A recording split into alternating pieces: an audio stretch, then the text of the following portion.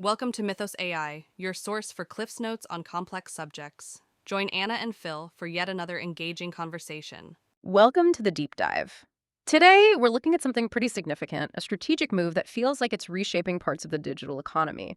I'm talking about OpenAI's big policy announcement from September 16th, 2025. It marked this official pivot on how they handle adult content and age gating within ChatGPT. And, this wasn't just some minor tweak to the terms of service, not at all. It feels much more like a deliberate structural rethink. It signals a whole new philosophy on platform governance, and it's directly challenging some huge players. We're talking trillion-dollar companies here. The ripple effects, well, they could hit search advertising, mobile hardware, even how we define a computer interface. So to start this deep dive, let's get right to the heart of it. What's the core idea, the sort of strategic phrase that OpenAI used to frame this shift? Because it certainly felt like a departure from the usual safety-first talk we hear from competitors. Yes, the phrase they anchored it to is remarkably simple but very potent. Treat our adult users like adults. Hmm. That line really is the key to understanding the whole policy. It signals a move away from, let's call it a paternalistic model, where the AI often acted like a cautious guardian applying the same restrictions to everyone. Instead, they're moving towards a framework that gives verified adult users much more agency, more freedom in their interactions. It basically repositions OpenAI as standing for user autonomy. And that directly challenges the standard definition of platform responsibility we've seen so far. Treat our adult users like adults. It's a strong frame, but like always, the real substance is in how it works day to day. So let's break down the specifics of that September 16th policy. What exactly did OpenAI announce about content moderation? And practically speaking, what kind of things does treating adults like adults actually allow now? Well, the foundation is the explicit removal of blanket bans on several content types, but only if the user is verified as an adult. They essentially shifted from saying, we can't talk about that, to, okay, for adults, we will engage on this topic responsibly. The example that got the most attention, commercially speaking, was about erotic dialogue. They were very clear. The default AI behavior is still professional, task-focused. But crucially, if a verified adult user specifically asks for a flirtatious or romantic or even erotic conversation, the model is now designed to fulfill that request. This is significant because it taps into a huge existing demand that usually pushed users to, niche third-party services. Right. By bringing that in-house, OpenAI makes its own product feel much more complete. Okay, that makes sense for meeting user demand. But the announcement also included an example that felt much more sensitive, maybe even provocative. I'm thinking about the fictional depiction of suicide. Why include that? It seems deliberately chosen to push the conversation beyond just, say, erotica. Yes, including the fictional suicide example was, I think, a very calculated move in strategic communication, a preemptive one. OpenAI was careful to maintain the clear ethical boundary. The model absolutely should not give instructions or methods for self-harm. That's still a firm no, based on real-world safety. However, they specifically created an exception for artistic or intellectual exploration. They stated that if an adult user needs help writing a fictional story that depicts a suicide, the model should assist. Why does this matter? Because it reframes the whole policy debate. It shifts it away from just managing harmful content, which always invites moral criticism, towards defending intellectual and creative freedom. It shows the policy is intended as a principled stand for adult autonomy, making sure the AI can handle the full spectrum of human expression, even difficult topics, within a fictional context. This makes it much harder for critics, politicians, regulators, competitors to launch a truly moral attack against the change. OpenAI positions itself as serving sophisticated adults who want unrestricted creative tools. That makes sense strategically. But this level of permissiveness, even for adults, immediately brings up concerns about protecting minors. If adult content is allowed, how does the system technically work to keep underage users away from it? How do they ensure legal and ethical compliance? Right, the entire policy depends on a pretty sophisticated age verification system. It's multi-layered. And this system, interestingly, also becomes a significant competitive advantage, a moat. The first layer is the most important for smooth adoption. It's an AI-based age prediction system. How it works is by analyzing huge amounts of user data over time, things like usage patterns, how they interact, vocabulary when they log in, the kinds of questions they ask, their content history. Based on all that, it estimates the user's age with a high degree of confidence. For the millions of existing established adult users, this means they get access to the new features almost instantly, without friction. Their behavior profile authenticates them. That convenience is huge.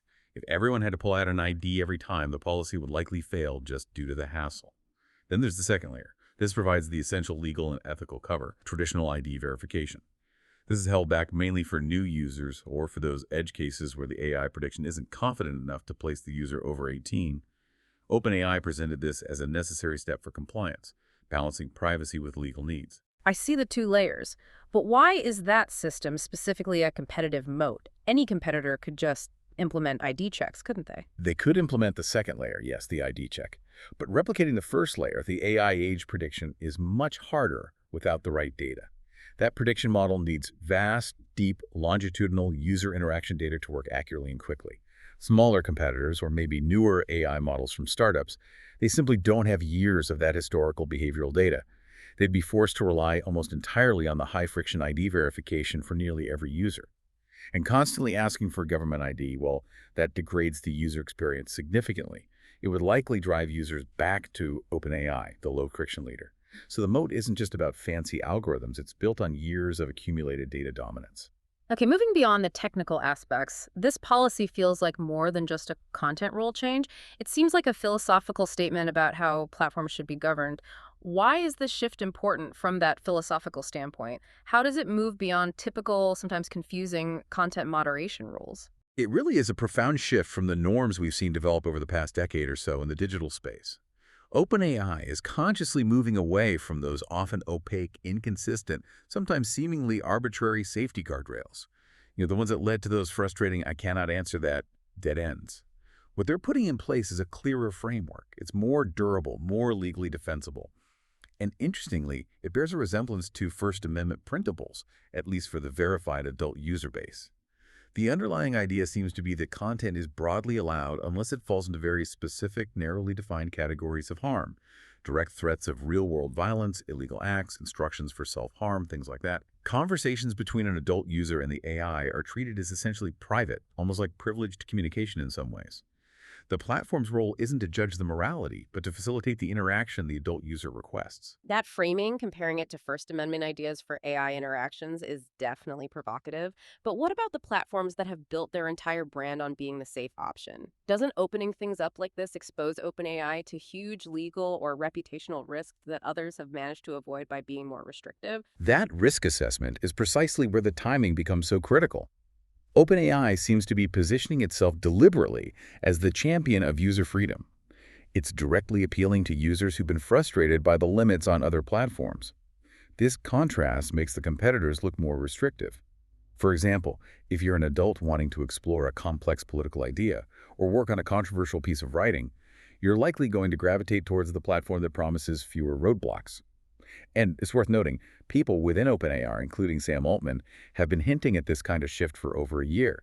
They've been carefully framing the discussion not as loosening safety rules, but as respecting user autonomy. By aligning the policy with established legal and cultural ideas about adult-free expression, they make it harder to attack politically without seeming like you're against individual freedom. You mentioned timing. Enacting this policy in September 2025, not earlier, feels very deliberate. What was the strategic thinking behind waiting until that specific point to, well, pull the trigger on such a potentially controversial change? The timing was absolutely strategic. It leveraged what you might call reaching utility status in the market. OpenAI waited until ChatGPT wasn't just a novelty anymore. They waited until it was deeply embedded, frankly, indispensable in the daily workflows of hundreds of millions of people worldwide. Professionals, students, creatives. By late 2025, ChatGPT wasn't just for casual queries. It was being used heavily for coding, for financial analysis, academic work, complex business planning. This deep integration became a kind of shield, a non-technical one. If they'd made this move earlier, before that widespread adoption, a big moral panic campaign could potentially have caused a mass exodus of users. But by waiting, the cost for the average user to abandon ChatGPT, the disruption to their essential daily tasks, became incredibly high. They essentially used their market dominance to insulate themselves from potential moral backlash, making the policy very difficult to reverse once announced. Let's shift focus now to the competitive landscape. What does this policy pivot mean for OpenAI's direct rivals, particularly thinking about Google's Gemini model, which has really leaned into being marketed as the safe, responsible, perhaps more restrictive alternative? Yeah, OpenAI has effectively sprung what we could call the Gemini dilemma. It's a strategic trap that Google will find very difficult to navigate without taking significant damage. Google spent years and a lot of money branding Gemini as the responsible AI. That positioning was crucial for winning over large enterprise clients, government contracts, entities that are naturally risk-averse. But now, that very brand identity has become a major liability. Google basically faces two pretty bad scenarios. Scenario A, Gemini sticks to its guns, stays safe, keeps the restrictive policies. If they do that, Gemini risks being seen by the wider market as the less capable, maybe even paternalistic tool. Users hitting those "I cannot answer that" walls or finding their creative ideas blocked will likely drift towards the unrestricted, more powerful tool ChatGPT for both work and personal stuff. Gemini could become the bland, less useful option, leading to gradual market share loss. Okay, scenario B. Google decides it has to follow OpenAI's lead and relaxes its own content rules. This forces Google to essentially abandon a core part of its brand identity. It would likely cause huge internal friction, external backlash from those who bought into the safety promise, and critically, it means completely giving up narrative leadership to OpenAI. It would look like a desperate reactive move, basically admitting that safe just meant less capable all along. So they're caught between diluting their brand or watching their market share potentially decay. That's a really stark choice. We've seen battles like this before in tech history. Is there any historical parallel where this kind of content permissiveness, maybe operating under the radar, ended up deciding which platform won out? Oh, absolutely. The classic example is the Betamax versus VHS format war from the videotape era. Technically, Betamax was arguably superior in some aspects, picture quality, stability. However, VHS was more open, more permissive. And crucially, it was openly embraced by the adult entertainment industry. While most people were buying VCRs for movies, the quiet availability of unrestricted adult content created this powerful underlying economic and psychological pull toward VHS. Permissiveness ultimately helped VHS win that war. And you can see a similar dynamic playing out here with AI. Permissiveness acts as a powerful proxy for overall capability and user freedom.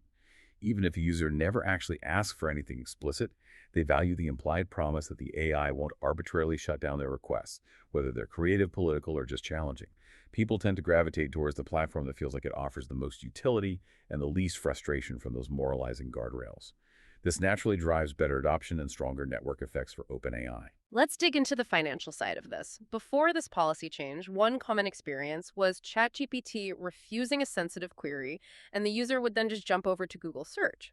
How does removing that content barrier affect Google's main business search advertising? You're right. Those content restrictions on earlier large language models were, in effect, a huge, though probably unintentional, competitive boost for Google Search. Every single time ChatGPT blocked a query, maybe it was about a sensitive health condition or a gray area in law or a controversial topic, the user's natural reflex was often to go back to Google Search to find the answer. That switching point was like a safety valve for Google, ensuring traffic flowed back into their ecosystem where it could be monetized with ads. Now, with that barrier largely removed for verified adults, ChatGPT can function much more like a true, comprehensive answer engine, covering the full spectrum of human interest. Users don't have that same built-in reason to switch context anymore. Queries about sensitive personal health or deep dives into controversial figures or creative projects with adult themes they could potentially all be handled within the ChatGPT interface now. The path of least resistance shifts towards staying inside OpenAI's intelligence layer, and that cuts off a crucial habitual flow of traffic that used to go back to Google. That really does sound like it could threaten Google's core financial engine. Can we put some numbers on that? How big is the target that OpenAI seems to be aiming at? The target is enormous. It's the undisputed financial heart of Alphabet, what we're calling the search fortress. Just for context, back in 2023, Alphabet reported total advertising revenue of about $237.9 billion. Of that massive number, an overwhelming $175 billion came specifically from Google Search and its related ad placements. That revenue stream funds pretty much everything else Alphabet does. The threat isn't necessarily a sudden collapse, but more like a systemic erosion. Think about it. Every single query that gets satisfactorily answered within ChatGPT is potentially one less search ad impression or click for Google. Given ChatGPT's massive user base, hundreds of millions globally, even a relatively small shift in user behavior, say, if 5 or 7% of queries that used to go to Google now stay in ChatGPT, that represents a multi-billion-dollar annual hit to Google's main profit center. OpenAI has essentially started a slow burn, but potentially financially devastating, war of attrition against Google's most valuable asset. Okay, let's widen the lens again to the mobile ecosystem, specifically the gatekeep Apple and Google with their app stores. How does this new OpenAI content policy put pressure on them regarding their app store rules? Why is this being described as potentially an antitrust gambit? This is where it gets really interesting strategically. It forces the gatekeepers into a kind of no-win situation, potentially triggering antitrust concerns. Let's take Google first. As we discussed, if competitive pressure eventually forces Google to relax its own content policies for its AI, Gemini, then it becomes very difficult, legally and logically, for Google to block a properly age-gated, full-featured ChatGPT app from its own Google Play Store. Blocking a rival based on a content policy that Google itself has essentially adopted. It looks like a classic case of using platform power to suppress competition. It's practically inviting antitrust scrutiny.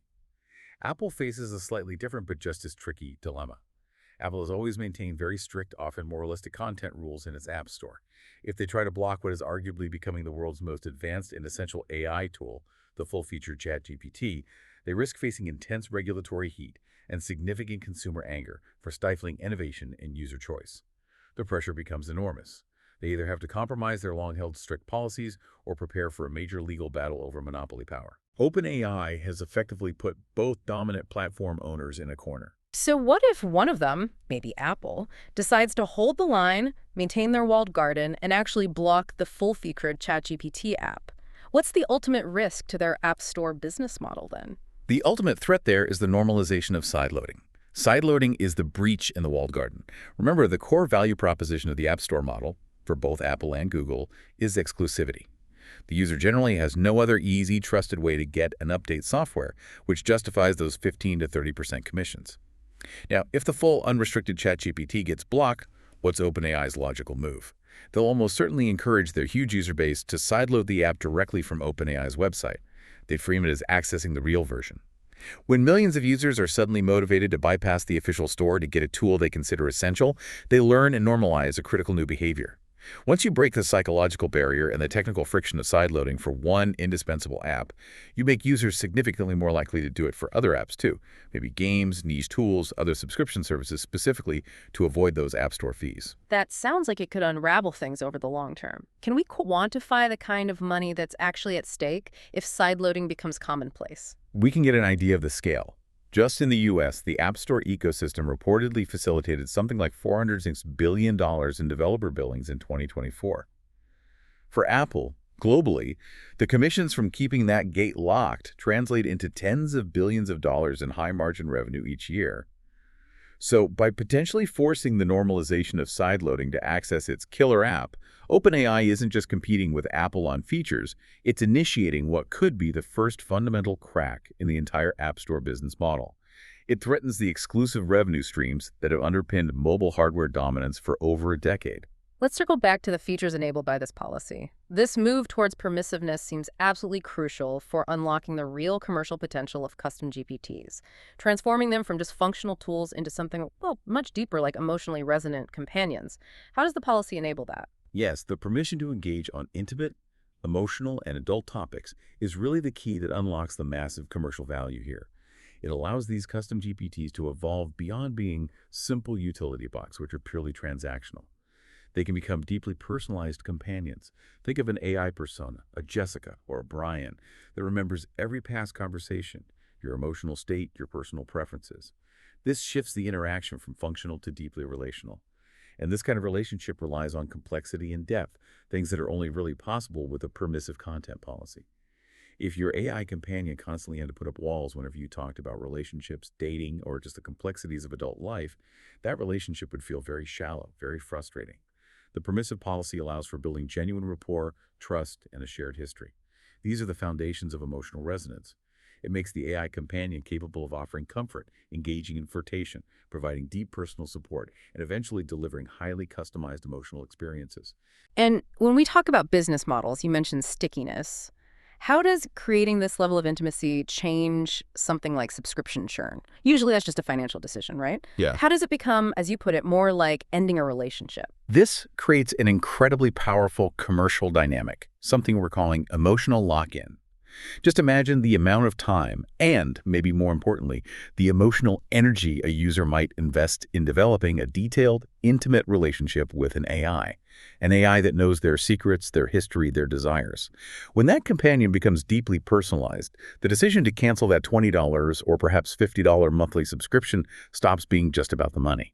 It becomes an emotionally difficult act. Psychologically, it feels much closer to ending a personal relationship. Users face a choice: save the money or abandon the connection, the history, the perceived emotional bond they've built. This psychological barrier becomes an incredibly strong deterrent to canceling the subscription. It secures long-term, predictable revenue far more effectively than just adding new features or adjusting the price could ever do. Is there any data that suggests people actually want this kind of intimate AI relationship? Does the market show an appetite for it? Absolutely. Even before OpenAI stepped into this space with its new permissive policy, the existing niche market for AI companion apps was already showing remarkable user engagement and monetization. Early industry data indicated these apps had already attracted millions of quite dedicated users.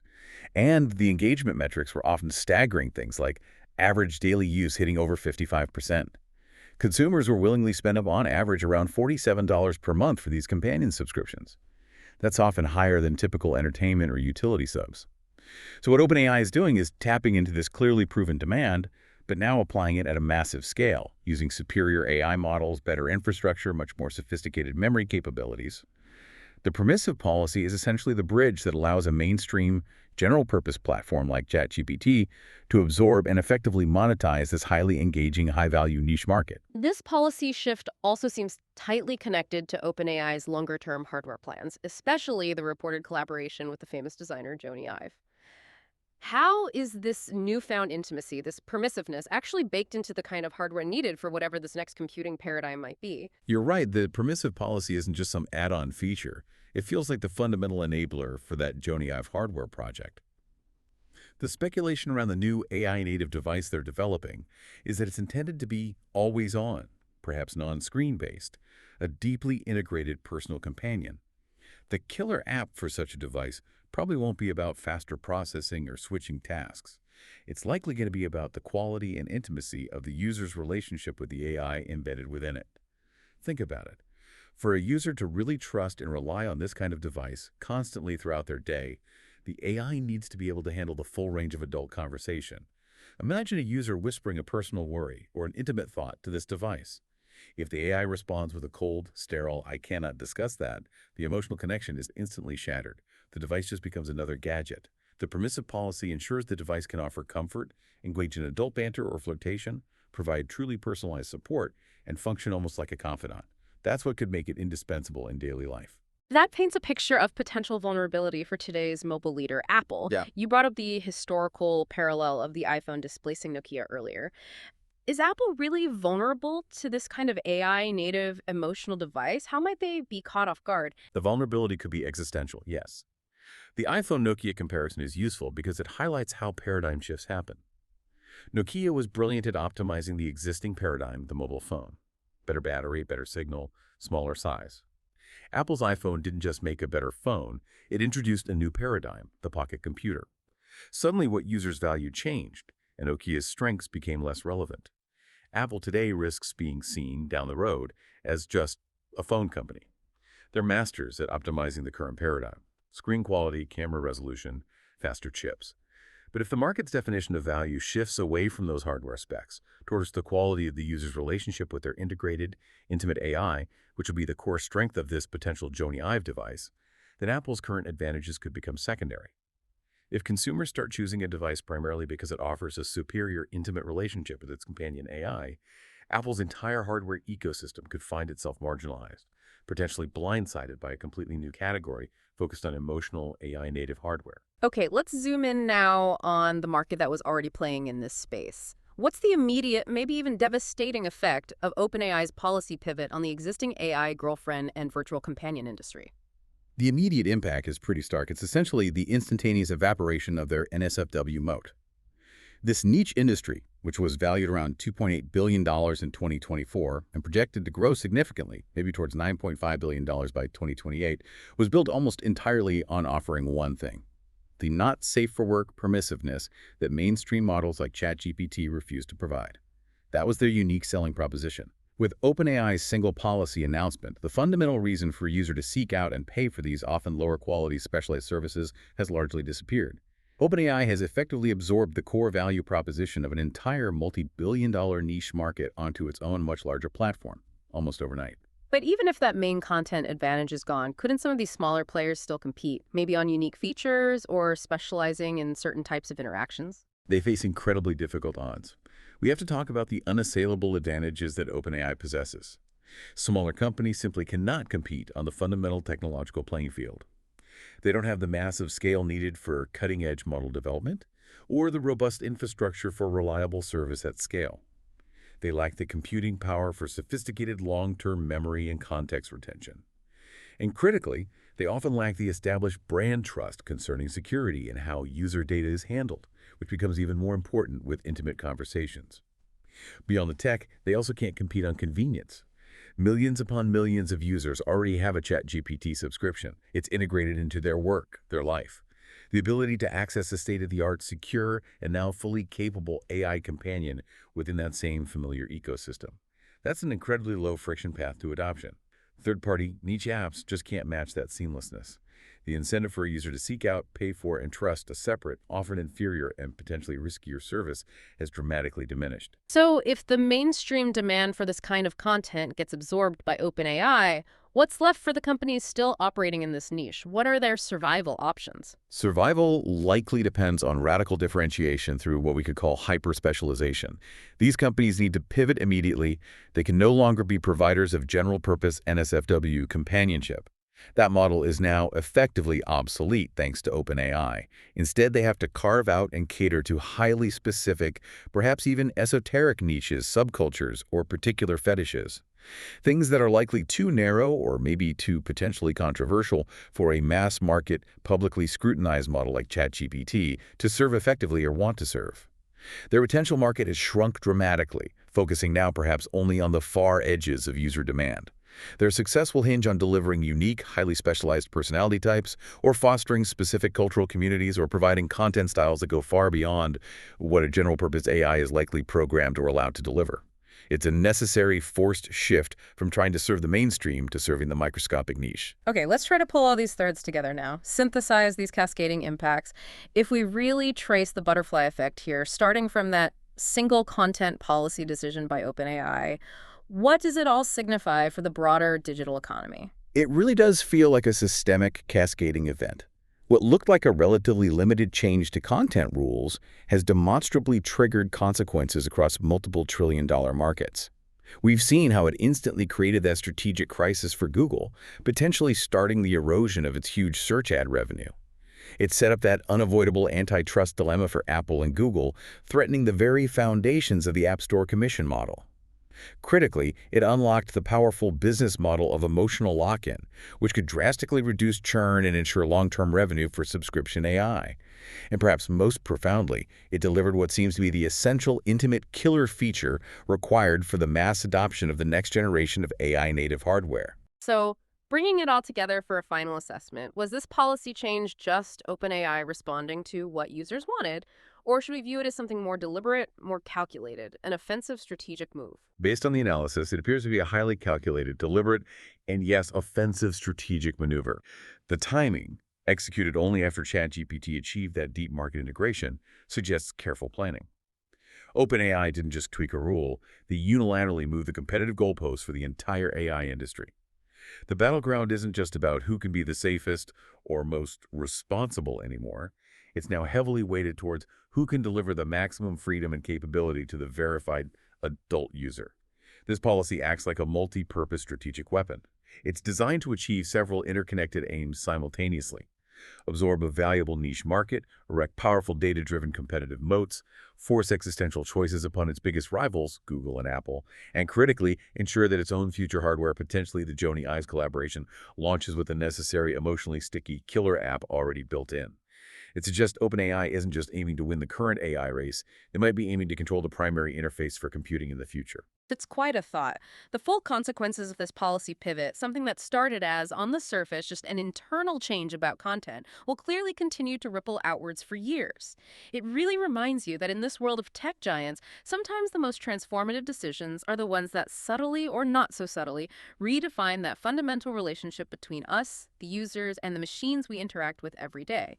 Thanks for listening to Mythos AI. Stay tuned for more concise insights. And remember to hit the like button and subscribe for future episodes.